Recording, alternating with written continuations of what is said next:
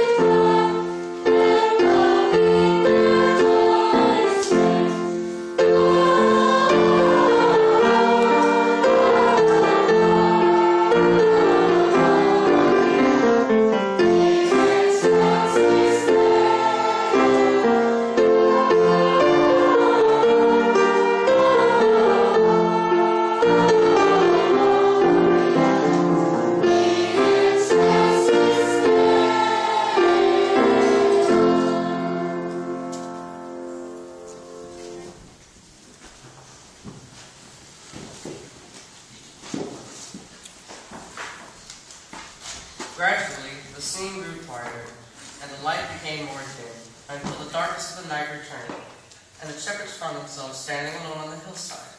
They remained rooted to the spot until one of them finally spoke.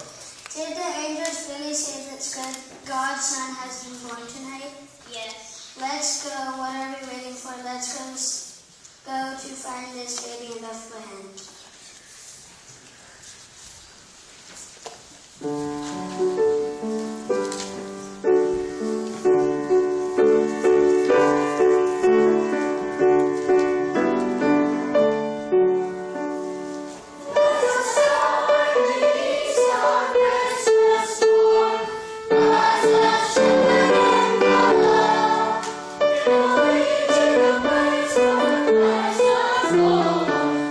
As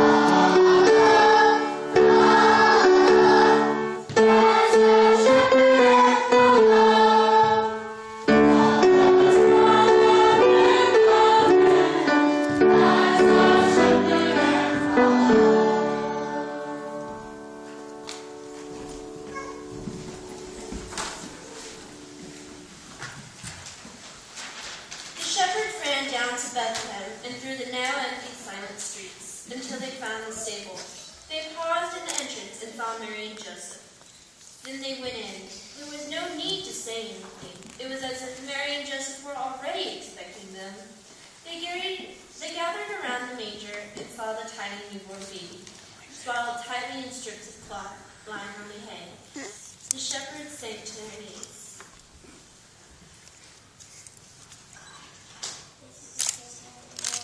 His name is Jesus. As the baby Jesus slept, the shepherds told Mary and Joseph that everything that had happened that night.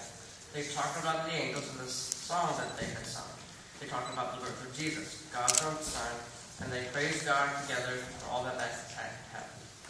Mary was amazed and pondered all these things in her heart. And then she said, Nothing is impossible with God.